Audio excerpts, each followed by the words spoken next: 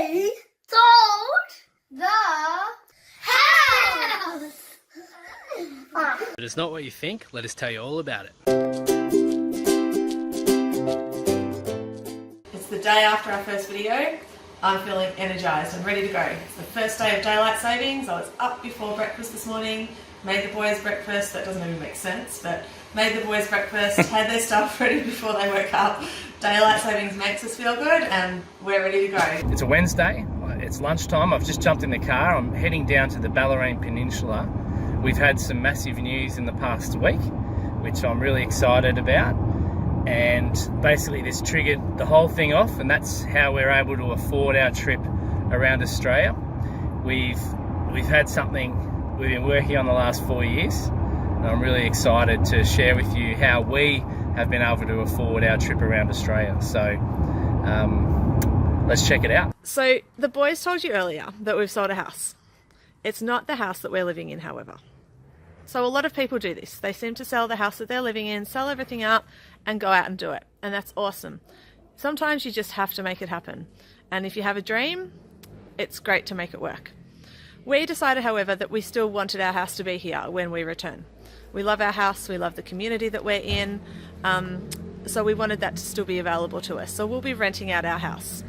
The house that we've sold is actually a holiday house that we've been renting out through Airbnb and some other websites over the past number of years, and that property has since grown in value, and that's the way that we've been able to fund this trip.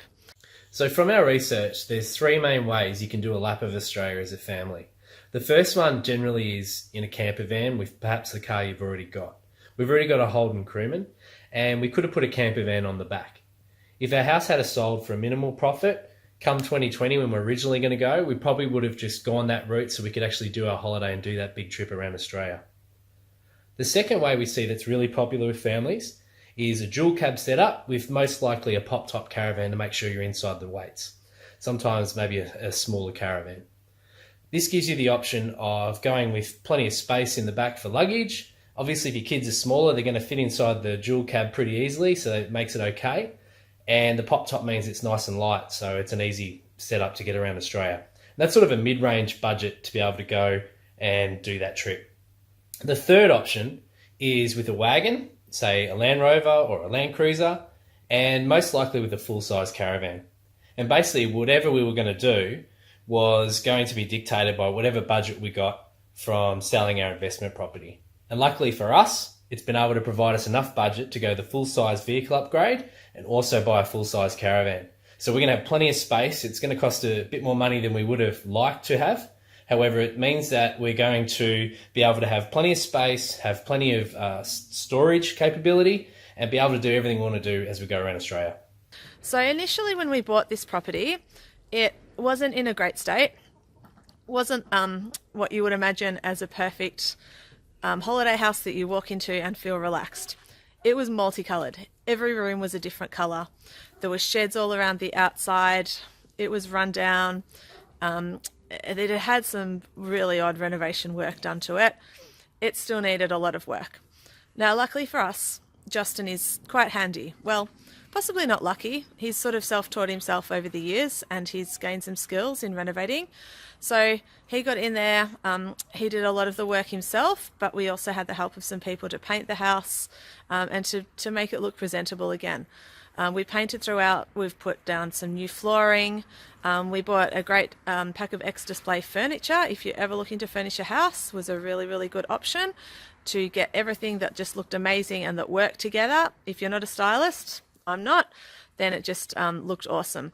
So we created this great house that we could then rent out, and we decided to do that via the holiday house market.